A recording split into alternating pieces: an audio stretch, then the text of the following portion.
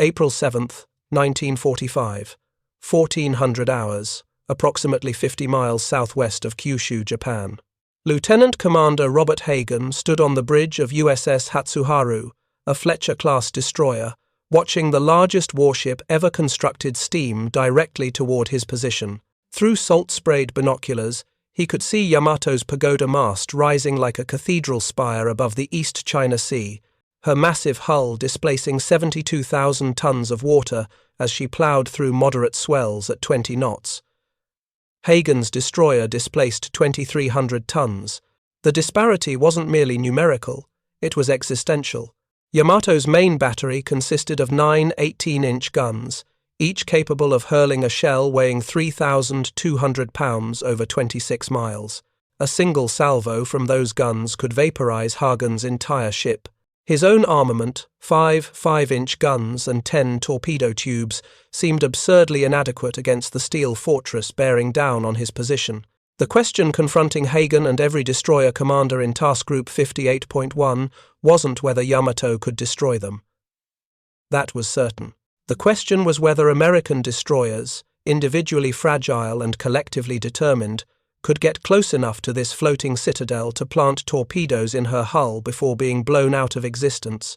The answer would determine not just their survival, but whether the largest battleship ever built would reach Okinawa to slaughter American troops on the beaches. If you're enjoying this deep dive into the story, hit the subscribe button and let us know in the comments from where in the world you are watching from today. What neither Hagen nor his crew fully understood in that moment was that they were about to participate in the final obsolescence of battleship supremacy, not through any revolutionary technology, but through the willingness of small ship crews to press attacks beyond the limits of reasonable survival expectations. The doctrine that had governed naval warfare since Trafalgar, that big guns and heavy armor determined victory, was about to be shattered by tin cans and torpedoes. The irony was profound.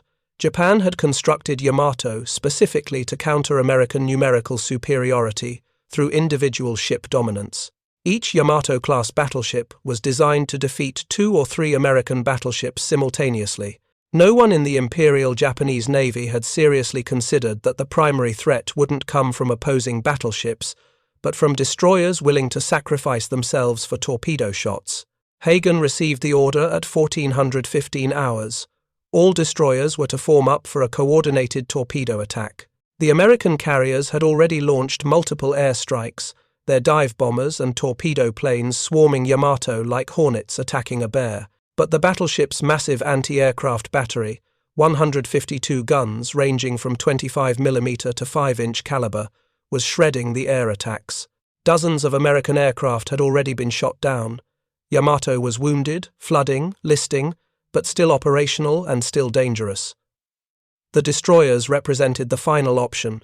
If air power couldn't stop Yamato, surface ships would have to close to point-blank range and finish the job. The order was clear. The execution would be suicidal. Every destroyer captain knew the mathematics. To launch torpedoes effectively, they would need to close within 10,000 yards, preferably closer. At that range, Yamato's secondary battery of 12 6-inch guns and her tertiary battery of 12 5-inch guns could obliterate a destroyer with a single salvo. The main 18-inch guns wouldn't even be necessary. Yet Hagen and his fellow destroyer commanders acknowledged the order without hesitation. This was the mission. This was the moment their training, their ships and their crews had been prepared for. Whether they survived, it was secondary to whether they succeeded. The faith in battleship supremacy that had constructed Yamato stretched back centuries, but had crystallized into doctrine during the decades between the world wars. Naval theorists from Alfred Thayer Mahan onward had established a seemingly unassailable principle. Control of the seas belonged to nations possessing the most powerful battle fleet, and battle fleet power was measured in battleship tonnage and gun caliber. By 1941, when Yamato was commissioned, this doctrine had achieved religious intensity in both Japan and the United States. The Washington Naval Treaty of 1922 had attempted to prevent another naval arms race by limiting battleship construction, but had only succeeded in making each individual battleship more precious and more powerful. Nations couldn't build more battleships, so they built bigger ones. Japan's strategic situation made battleship doctrine particularly compelling. The Imperial Japanese Navy faced potential conflict with the United States, a nation possessing vastly superior industrial capacity and resources.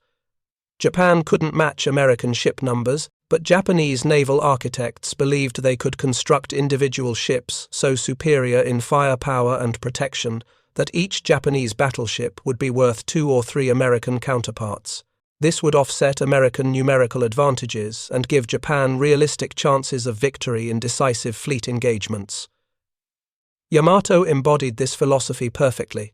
Her 18-inch guns were the largest naval rifles ever mounted on a warship, significantly more powerful than the 16-inch guns equipping American and British battleships. Her armor belt measured 16 inches thick, substantially heavier than any American battleship. Her displacement of 72,000 tons exceeded treaty limits by 20,000 tons, possible only because Japan had withdrawn from treaty obligations in 1936. The construction process itself demonstrated extraordinary national commitment. Yamato was built at Kure Naval Arsenal under unprecedented secrecy. Workers signed death penalty agreements prohibiting disclosure of ship specifications. The construction dock was covered with rope and canvas screens to prevent aerial observation.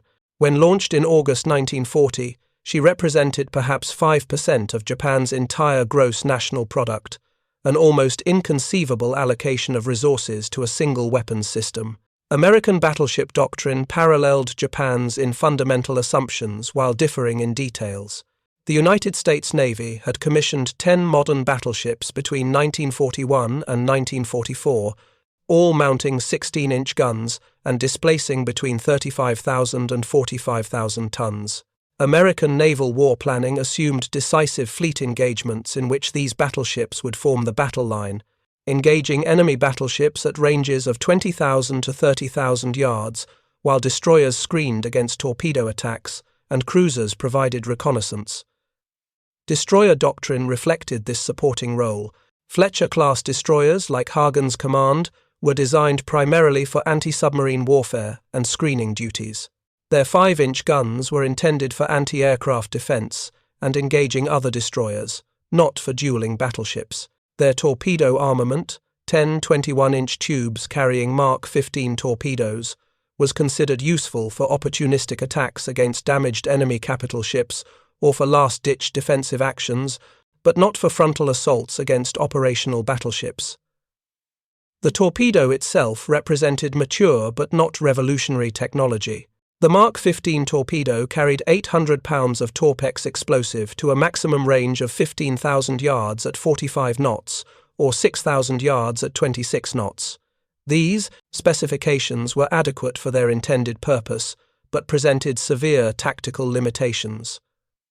To hit a maneuvering target at long range required favourable geometry and considerable luck. To guarantee hits required closing to ranges where destroyer survival became problematic. Training reflected these doctrinal assumptions. Destroyer crews practiced anti-submarine tactics, anti-aircraft drills, and screening formations. Torpedo attacks against capital ships were rehearsed, but generally in scenarios where the target was already disabled or distracted. The idea of healthy destroyers deliberately charging a fully operational battleship in daylight was considered desperation tactics, acceptable only when all alternatives had failed. By April 1945, Yamato had achieved almost mythological status within both the Imperial Japanese Navy and among American naval intelligence.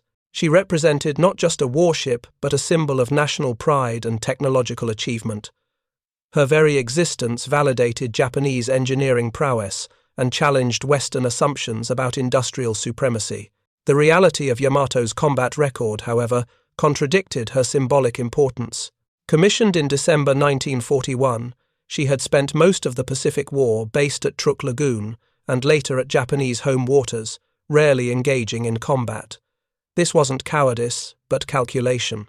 Imperial Japanese Navy leadership considered Yamato too valuable to risk in ordinary operations. She was being preserved for the decisive fleet engagement that Japanese doctrine anticipated, the climactic battle where Japanese battleship superiority would destroy the American battle line and force a negotiated peace.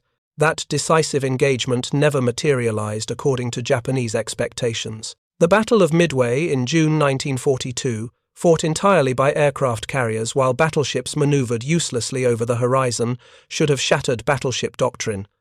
The Battle of the Philippine Sea in June 1944, where American carrier aircraft massacred Japanese carrier aviation, while battleships on both sides never engaged, should have confirmed the lesson.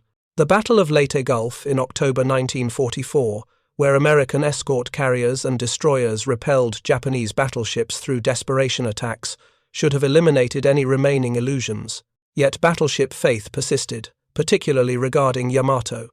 Intelligence reports reaching American commanders emphasized her massive armament and armor. Respect for her capabilities bordered on apprehension. No American battleship could match her gun power. In a gun duel, Yamato would theoretically devastate any opponent before that opponent could effectively return fire. This technical superiority maintained psychological intimidation, even as strategic circumstances rendered battleships increasingly irrelevant. The mission that brought Yamato into the East China Sea on April 7, 1945, reflected desperate Japanese strategic circumstances. American forces had invaded Okinawa on April 1, establishing beachheads that would provide staging areas for the anticipated invasion of Japan's home islands. Japanese military leadership, recognizing that defeat at Okinawa would seal Japan's fate, authorized Operation Tengo, a suicide mission designed to inflict maximum damage on American invasion forces, even at the cost of Japan's remaining surface fleet. Yamato would steam to Okinawa with light cruiser Yahagi and 8 destroyers, arriving off the invasion beaches at dawn on April 8. There, she would beach herself, becoming an unsinkable artillery platform using her massive guns to slaughter American troops and shipping. Her crew would fight until ammunition was exhausted, then join ground forces in final resistance. No one expected Yamato to survive. The mission was explicitly one way. Fuel was loaded only for the voyage to Okinawa, not for return. This decision revealed how thoroughly Japanese naval doctrine had collapsed.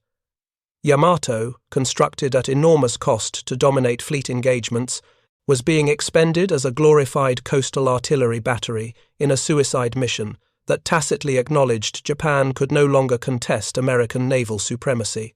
The symbolism was devastating. The world's most powerful battleship, unable to achieve her designed purpose, was being sacrificed in desperation. American naval intelligence detected Yamato's departure from Japanese waters almost immediately. Submarines spotted the formation. Reconnaissance aircraft tracked its progress. Admiral Raymond Spruance, commanding 5th Fleet, ordered Task Force 58 to intercept and destroy Yamato before she could reach Okinawa. The responsibility fell primarily to Vice Admiral Mark Mitcher's Fast Carrier Task Force, with destroyers assigned screening and supporting roles. What followed would definitively answer a question that had haunted naval warfare since the 1920s. Could battleships survive concentrated air attack by modern carrier aviation? The answer, already suggested at Pearl Harbor, Midway, and Leyte Gulf, would be demonstrated conclusively in the East China Sea. But the air attacks, while devastating, wouldn't be the only factor. American destroyers, operating under doctrines that considered them supporting vessels, would prove that small ships with courage could accomplish what big ships with caution could not. The Fletcher-class destroyer represented American industrial philosophy applied to naval warfare: produce adequate vessels in overwhelming numbers rather than perfect vessels in limited quantities. Between 1942 and 1944, American shipyards commissioned 175 Fletcher-class destroyers, an average of more than 3 per month. This production rate was inconceivable to Japanese industry, which struggled to replace losses at all. USS Hatsuharu, commissioned in July 1943 at Federal Shipbuilding and Drydock Company in Kearney, New Jersey, embodied this mass production philosophy. Her hull measured 376 feet long with a beam of 39 feet. 2 boilers fed steam to 2 General Electric turbines generating 60,000 shaft horsepower, driving her at 37 knots maximum speed. In combat conditions, with fouled bottom and loaded fuel tanks, Realistic speed was closer to 33 knots. Her armament reflected destroyer multi-role requirements. 5 5-inch 38 caliber guns in single enclosed mounts provided both surface and anti-aircraft capability. The 5-inch 38 was arguably the most versatile naval gun of World War II, capable of firing 15 rounds per minute to 18,000 yards against surface targets or 37,000 feet against aircraft. Ammunition load was 300 rounds per gun, sufficient for sustained engagement but requiring careful fire discipline. The torpedo battery consisted of 2 quintuple mounts, 10 tubes total, positioned amidships. Each tube held a Mark 15 torpedo, 19 feet long, weighing 3,000 pounds, including 800 pounds of Torpex explosive. The Mark 15 had troubled development history, with persistent problems in depth-keeping mechanisms and magnetic exploders that caused premature detonations or failures to detonate. By April 1945, most issues had been resolved through contact exploders and improved gyroscopic controls, but destroyer captains retained healthy skepticism about torpedo reliability. Fire control for both guns and torpedoes relied on Mark 37 director combined with Mark 1A computer, representing cutting-edge analog computing technology. The system could calculate firing solutions accounting for own ship and target course, speed, range, wind, and sea conditions.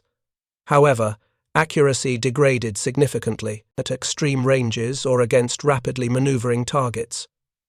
Effective torpedo fire required closing to ranges where visual tracking supplemented electronic calculation. Crew complement numbered 329 officers and enlisted men, most in their late teens or early 20s. Training for destroyer duty emphasized damage control, engineering, and gunnery.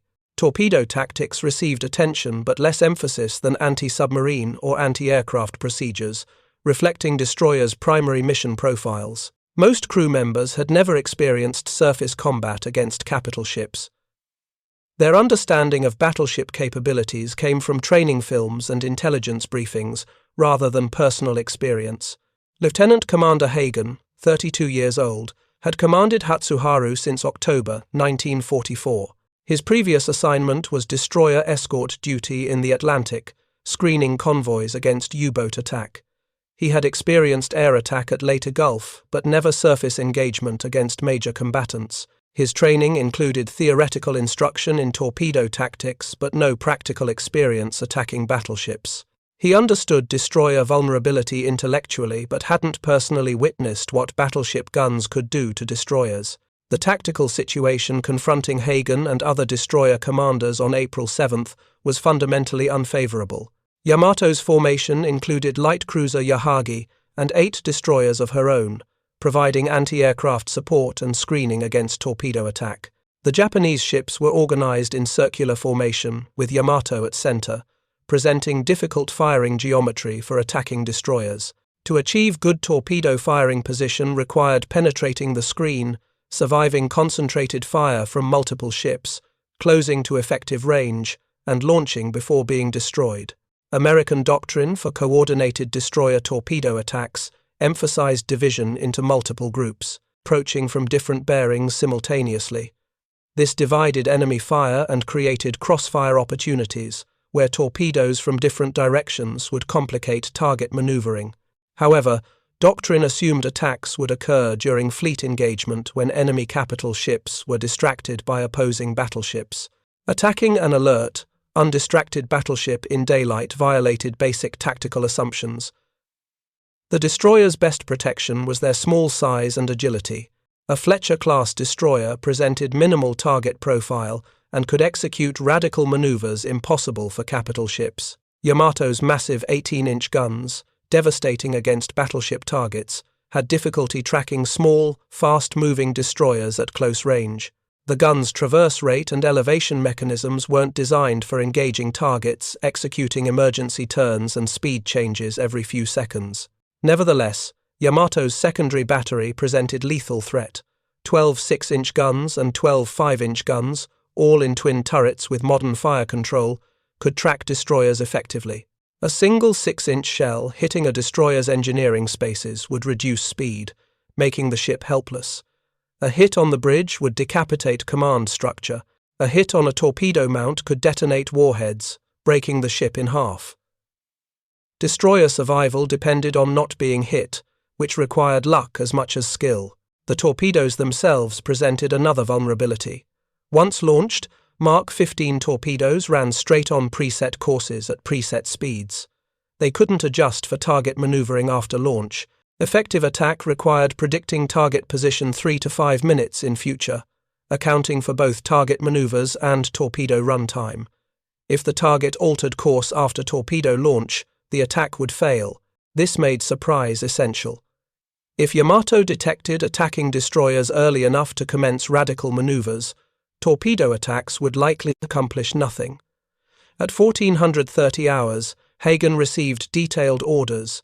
His destroyer would attack from the northwest in coordination with 3 other destroyers approaching from northeast and south. The coordinated attack would commence at 1445 hours, timed to coincide with another carrier airstrike intended to suppress Yamato's anti-aircraft fire and distract her crew. Hagen maneuvered Hatsuharu into position, increasing speed to 32 knots. The sea state was moderate, with 4-foot swells that complicated gunnery but provided no concealment. Visibility exceeded 15 miles under scattered clouds. Weather conditions favored neither attacker nor defender.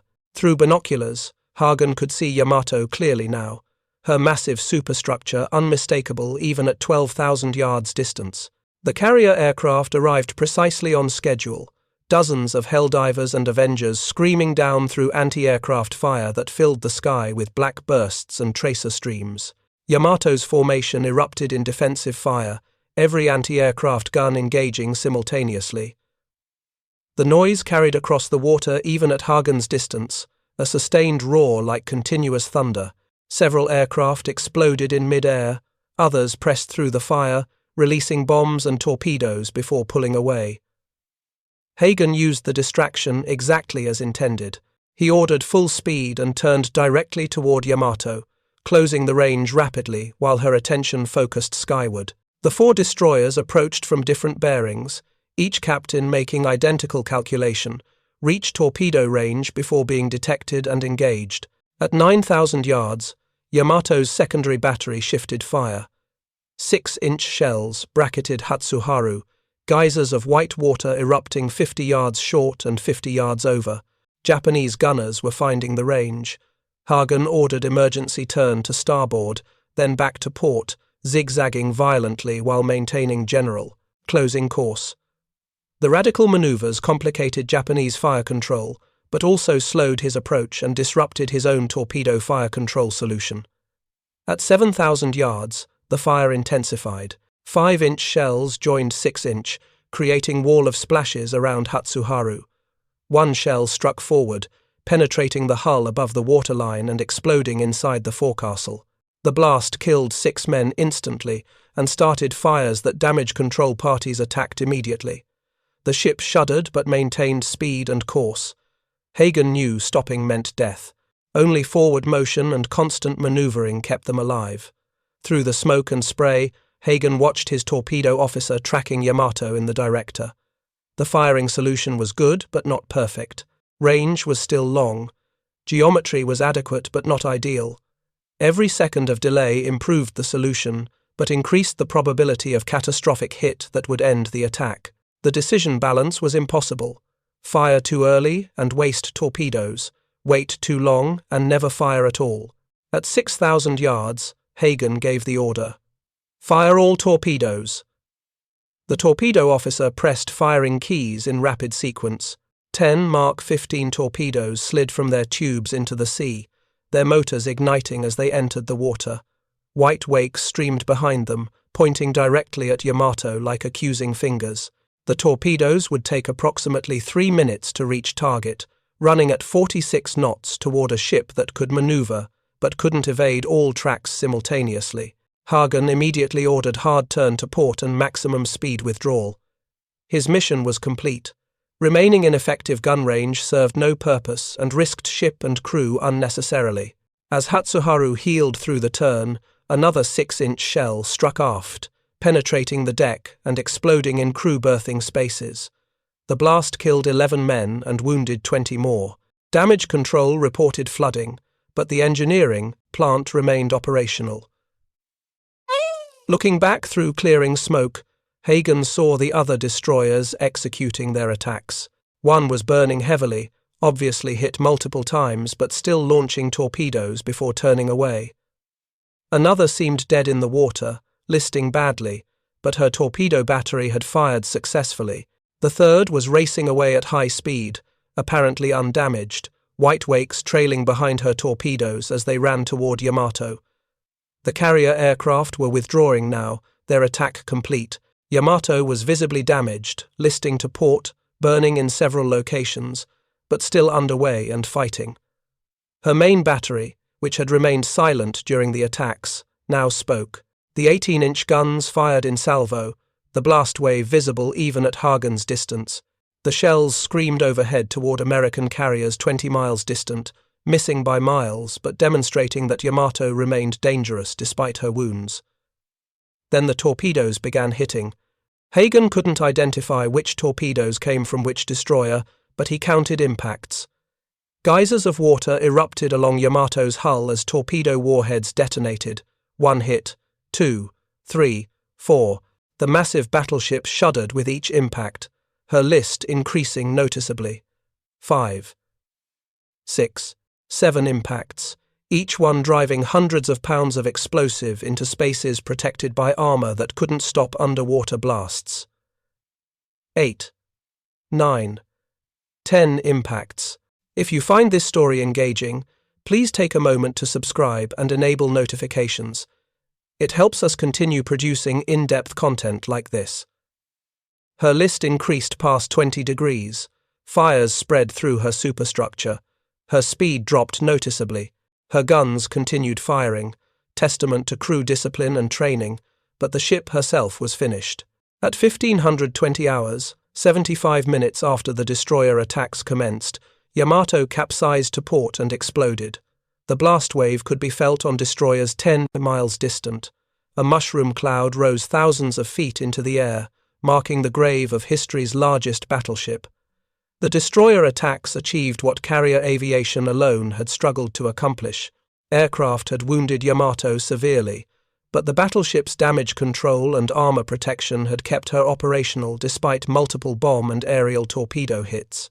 The destroyer torpedoes, however, delivered concentrated underwater damage that overwhelmed damage control capabilities and capsized the ship through progressive flooding. Post-battle analysis would determine that Yamato absorbed between 10 and 13 torpedo hits during the engagement, with at least 7 of those coming from destroyer-launched torpedoes rather than carrier aircraft. The distinction was significant. Aerial torpedoes dropped from low altitude had limited penetration capability and struck randomly along the hull. Destroyer torpedoes, launched from closer range with better fire control, could be targeted at specific points along the hull where concentrated damage would compromise structural integrity. The cost to American destroyers was substantial but sustainable. Of the destroyers that pressed home attacks against Yamato, 1 was sunk outright by concentrated fire. 2 more were severely damaged, requiring months of repair. The remainder suffered varying degrees of battle damage from near misses and shell fragments.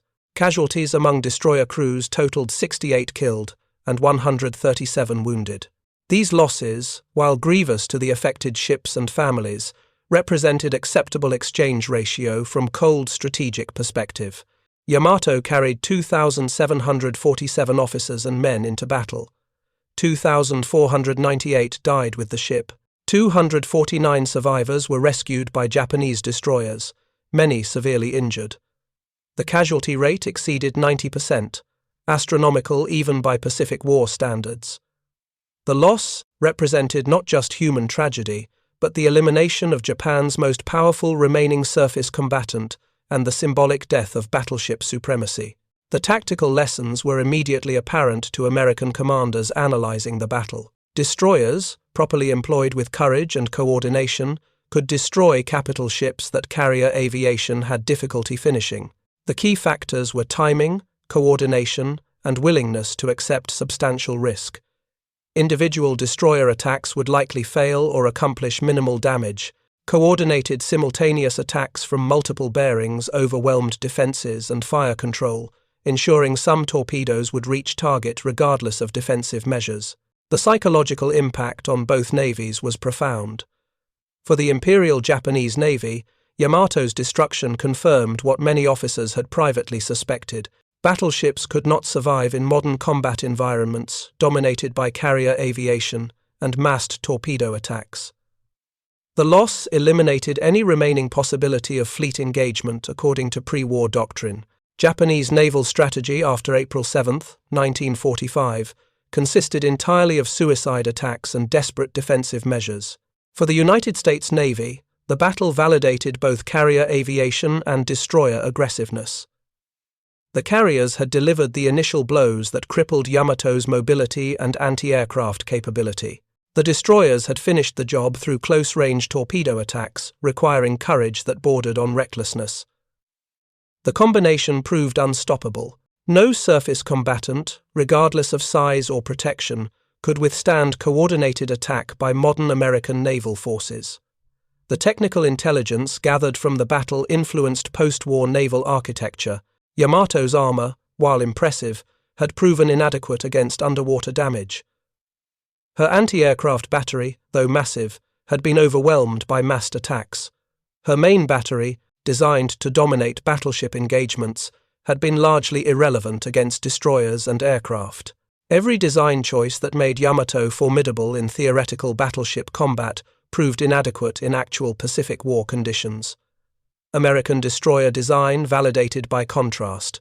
The Fletcher-class emphasis on speed, maneuverability, and adequate armament, rather than optimal armament, proved correct. Destroyers didn't need to match battleships gun for gun. They needed to survive long enough to launch torpedoes and escape. Mission accomplished through agility and numbers rather than protection and firepower.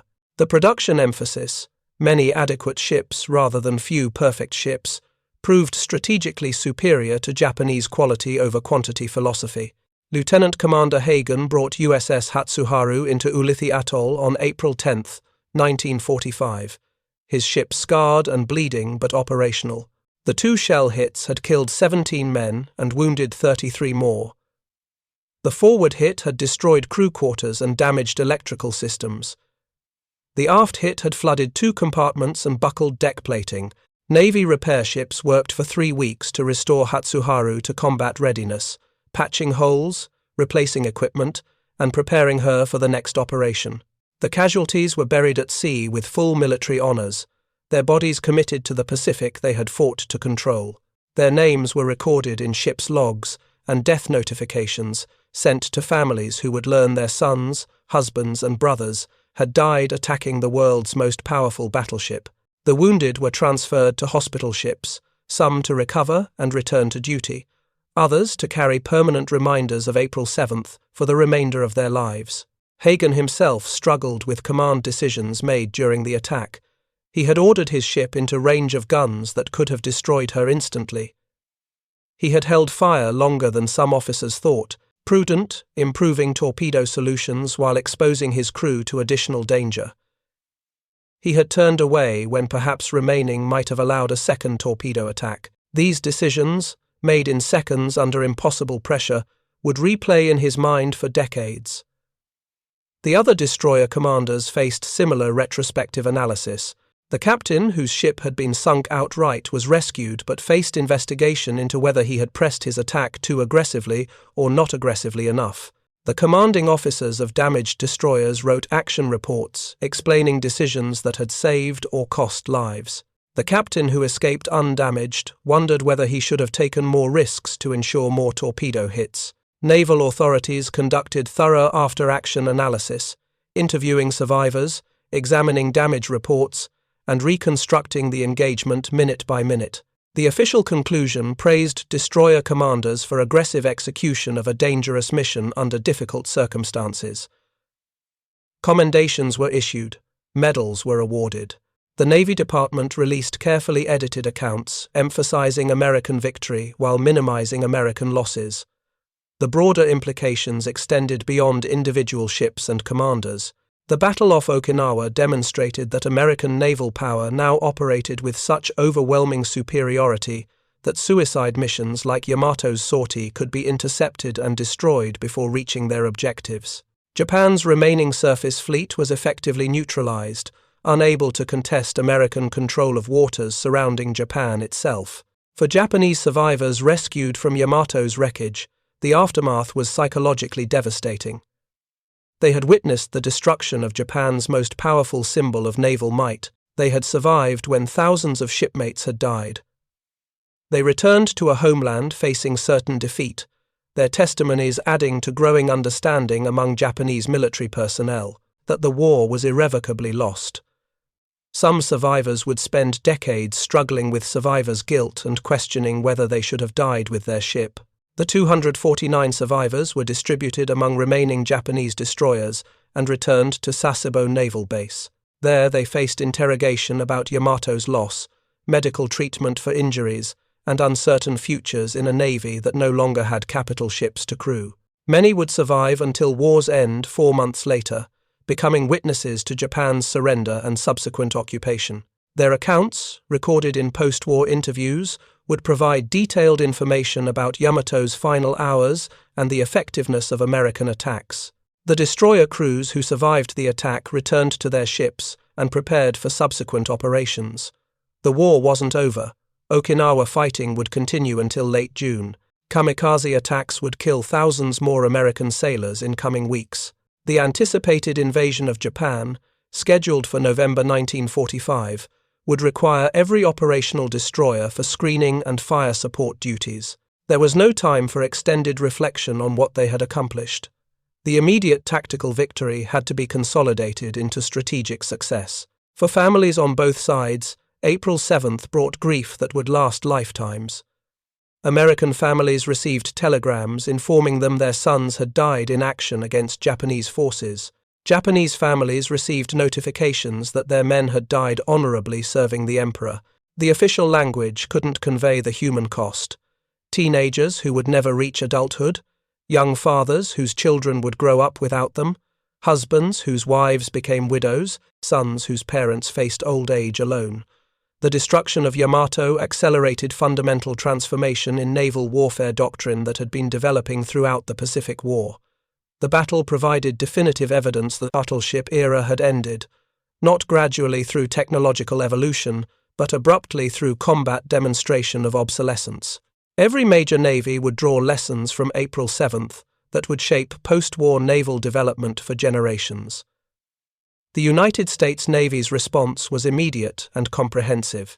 Construction of Iowa-class battleship Illinois was cancelled in August 1945 despite being 22% complete. Battleship Kentucky's construction was suspended. Montana-class battleships, planned to be even larger than Iowa-class, were cancelled entirely without a single keel being laid. The resources were redirected toward aircraft carrier construction and development of new carrier aircraft capable of delivering atomic weapons. The carrier emerged as the capital ship of modern navies, vindication of theorists like William Mitchell and Hector Bywater, who had argued since the 1920s that aircraft were the future of naval warfare. But the carrier revolution had required actual combat evidence to overcome institutional inertia and battleship advocacy. Yamato's destruction provided that evidence in form that couldn't be dismissed or explained away. The world's most powerful battleship had been overwhelmed by carrier aircraft and destroyers, demonstrating that gun-armed capital ships could not survive in modern combat environments. Destroyer doctrine underwent equally significant revision. Pre-war conception of destroyers as screening vessels supporting battle lines gave way to recognition that destroyers were offensive weapons capable of independent operations against capital ships. The Fletcher-class design, originally conceived as adequate rather than optimal, proved superior to more specialized designs because its versatility allowed it to perform multiple missions effectively rather than single missions perfectly. Post-war destroyer development would emphasize this multi-mission capability. The Torpedo itself received renewed attention despite mixed record during the Pacific War. American torpedo problems, particularly the Mark 14 submarine torpedoes' defective exploders, had plagued operations until 1943. The Mark 15 destroyer Torpedo had proven more reliable but still suffered occasional failures. Nevertheless, the weapon's effectiveness when properly employed was undeniable. Post-war torpedo development would focus on guidance systems and homing mechanisms that would evolve into modern anti-ship missiles. For Japan, Yamato's loss eliminated final illusions about naval resistance. The combined fleet had ceased to exist as an effective fighting force. Remaining surface ships were confined to port by fuel shortages and American air supremacy. Submarines were reduced to supply missions to isolated garrisons. Naval aviation had been destroyed in kamikaze attacks that achieved tactical results, but ensured strategic defeat by eliminating trained pilots and aircraft that might have defended Japan during invasion. The Imperial Japanese Navy, once considered among the world's 3 most powerful naval forces, had been reduced to irrelevance. The psychological impact on Japanese military leadership was profound. Yamato's construction had consumed resources equivalent to feeding the entire population of Hiroshima for 5 years. Her destruction, after accomplishing nothing, demonstrated the bankruptcy of Japanese strategic planning and resource allocation. Military leaders who had authorized her construction and ordered her suicide mission faced the reality that their decisions had wasted irreplaceable resources while failing to prevent American advance. The strategic lessons extended beyond naval warfare into broader understanding of modern industrial conflict. Nations with superior industrial capacity could overwhelm qualitatively superior weapons through quantitative superiority. America's ability to produce 175 Fletcher-class destroyers in 2 years exceeded Japan's ability to produce a handful of super battleships in a decade. Industrial capacity, not individual weapon superiority, determined victory in total war. The battle demonstrated the importance of combined arms coordination. Neither carrier aviation nor destroyer torpedoes alone would likely have destroyed Yamato. The carrier strikes suppressed anti-aircraft fire and damaged mobility, creating opportunities for destroyer attacks.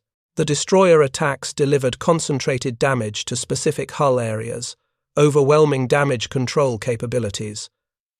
The combination proved lethal where individual attacks might have failed. Modern military doctrine emphasizing joint operations traces intellectual lineage to lessons learned in engagements like April 7th. The human dimension remained central to technological analysis. Destroyer crews had demonstrated that courage and training could overcome material disadvantage. Japanese crews had demonstrated that discipline and skill couldn't compensate for strategic hopelessness. Leadership quality, crew morale, and willingness to accept risk had proven as important as hull armor and gun caliber. These human factors would remain central to military effectiveness, regardless of technological advances. For naval historians and strategists, the battle became case study in the intersection of technology, doctrine, and human factors. Academic analyses would examine why battleship doctrine persisted despite accumulating evidence of obsolescence. Military professionals would study how American forces adapted doctrine to exploit technological advantages, while Japanese forces adhered to doctrine contradicted by combat experience. The battle entered curricula at naval academies worldwide as demonstration of how technological change could rapidly obsolete established military systems. Lieutenant Commander Robert Hagen survived World War II and remained in the Navy, eventually retiring as a captain in 1963. He commanded other destroyers, served staff assignments, and witnessed the Navy's transformation from gun-armed surface combatants to missile-equipped ships that would have seemed like science fiction during his attack on Yamato. In retirement interviews, he rarely discussed April 7, 1945 in detail, noting only that he had done his duty and that good men had died doing theirs. The destroyer USS Hatsuharu participated in several subsequent operations, including bombardment support during the Okinawa campaign and screening duties during carrier strikes against the Japanese home islands. She was decommissioned in 1946 and eventually scrapped in 1971, her war service recognized but not particularly distinguished compared to hundreds of sister ships that served with equal effectiveness. Her crew dispersed to other assignments or civilian life, carrying memories of the day they attacked the world's largest battleship and survived. The other destroyers that attacked Yamato followed similar trajectories. Some were damaged beyond economic repair and scrapped shortly after war's end. Others served into the 1950s or 60s before obsolescence caught them as surely as it had caught Yamato. A few were transferred to Allied navies and served decades longer under different flags. None achieved the fame that might have been expected for ships that destroyed history's most powerful battleship, perhaps because their achievement demonstrated the obsolescence of the very type of vessel they had destroyed. Yamato herself rests in 1,200 feet of water, approximately 50 miles southwest of Kyushu. Her wreck was located by underwater surveys in 1985, broken into sections but largely intact. Her massive guns still pointed skyward in final defiance. The wreck site was designated a war grave, protected from salvage and disturbance. Occasional expeditions document her deterioration, but leave her undisturbed, a monument to the men who died aboard her, and to the obsolescence of the weapons system she represented. The human cost of April 7, 1945 totaled approximately 2,600 deaths, overwhelmingly Japanese. American losses, while substantial, were measured in dozens rather than thousands. This asymmetry reflected not superior American courage or inferior Japanese skill, but rather the fundamental strategic imbalance that characterized the Pacific War by 1945. Japan was fighting with inadequate resources, obsolete doctrine, and no realistic possibility of victory. America was fighting with overwhelming material superiority, adaptive doctrine, and confidence born from 3 years of virtually unbroken success. The irony that opened this story, that a destroyer's reckless torpedo run could sink the unsinkable battleship, reveals itself as less ironic upon examination. Yamato wasn't sunk by a single destroyer or even by destroyers alone. She was sunk by coordinated application of American industrial, technological, and tactical superiority. The destroyers were simply the final instrument of destruction, delivering torpedo hits that completed work begun by carrier aircraft and made possible by radar, communications, and logistics systems that gave American forces overwhelming advantages. Yet the human element remains central. The destroyer crews who pressed attacks against a ship that could have vaporized them with a single salvo demonstrated courage that transcended tactical calculation. They knew the risks. They understood the mathematics of destroyer versus battleship combat. They attacked anyway because their mission required it and because they trusted their training, their ships, and their shipmates. This combination of material superiority and human courage proved unstoppable. The titles claim that one destroyer's reckless torpedo run sank Yamato with 11 hits is hyperbole, but hyperbole containing essential truth. No single destroyer achieved 11 hits. The actual number of destroyer-launched torpedoes that hit Yamato was probably 7 to 9, distributed among several ships, but the hyperbole captures the psychological truth. Small ships attacking with determination accomplished what seemed impossible, according to pre-war doctrine. They proved that courage and coordination could overcome size and firepower. The lessons of April 7, 1945 extend beyond naval warfare into broader understanding of military effectiveness. Technological superiority matters, but not as much as the ability to employ technology effectively. Doctrine matters, but rigid adherence to doctrine despite contradictory evidence leads to defeat. Human factors, courage, training, leadership, matter as much as material factors. These lessons, learned at cost of thousands of lives in the East China Sea, remain relevant to military professionals studying how wars are won and lost. For the families of men who died that day, whether American or Japanese, the strategic lessons offered little comfort. Their loss was personal, not strategic. The young men who died attacking or defending Yamato left behind parents, wives, children, sweethearts, friends who mourned them as individuals rather than as statistics in historical analyses. The human cost of military victory, paid by families on both sides, deserves remembrance alongside strategic assessments. The transformation from enmity to alliance between the United States and Japan, which would occur within a decade of war's end, suggests that even the bitterest conflicts need not perpetuate eternal hatred. The destroyer crews who attacked Yamato and the battleship crew who defended her were not eternal enemies but temporary adversaries whose nation's interests conflicted in 1945 but would align thereafter. This transformation from enemies to allies represents perhaps the most important legacy of the Pacific War. The story of how destroyers sank. Yamato is ultimately a story about the end of an era and the human cost of technological and strategic transformation. The battleship era ended not gradually but abruptly, confirmed by a single engagement that demonstrated the obsolescence of weapons systems that had dominated naval thinking for generations. The human beings who fought that engagement, on both sides, paid the price for strategic decisions made by leaders who often misunderstood the nature of modern warfare until combat experience forced brutal reassessment. Thank you for watching. For more detailed historical breakdowns, check out the other videos on your screen now, and don't forget to subscribe.